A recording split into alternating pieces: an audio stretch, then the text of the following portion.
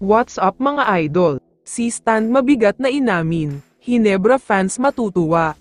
Pero bago mo sana ipagpatuloy ang panonood mo, ay huwag mong kalimutan na mag-subscribe bilang suporta sa aking YouTube channel. Maraming salamat idol.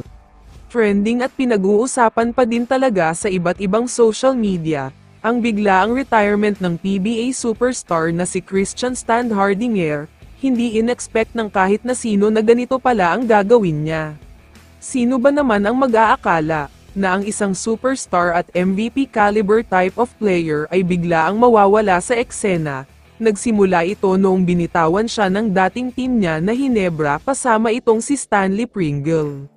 Pero buti pa itong si Pringle ay sobrang profesional, dahil simula noong na-trade siya sa Terra Firma, todo talaga ang performance niya. Mas gumanda pa nga ang laro niya dito kumpara noong nasa Barangay Hinebra pa siya.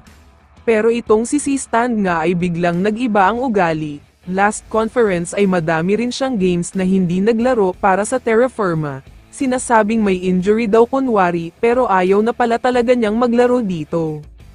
Pero ayon sa madaming source, sinadya daw pala ni Stan na mag-awol o yung biglaang hindi maglalaro ng hindi nagpapaalam, para bitawan na ng Terra Firma ang rights niya, at para makapaglaro na siya sa ibang team.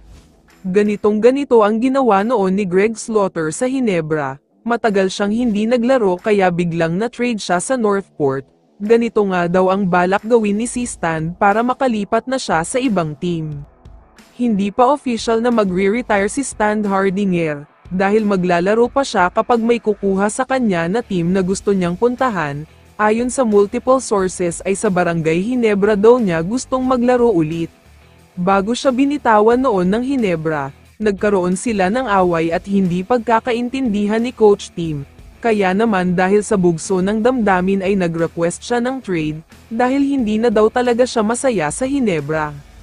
Pero may pagsisisi nga daw sa part niya, dahil na-miss niya maglaro kasama ang mga kakampi niya sa Hinebra at maglaro sa harap ng madaming fans. Gusto na rin daw niyang makapag-champion ulit, kaya gusto na niyang bumalik. Kaya naman wag na kayong magtataka o magugulat, kung sa kalagitnaan ng Commissioner's Cup ay babalik na si Stan. Malaki ang chance na mangyayari ito lalo pat nakita ng Hinebra na sobrang hirap kapag wala siya. Kaya naman kung ikaw ang tatanungin idol, ano ang masasabi mo sa balitang ito?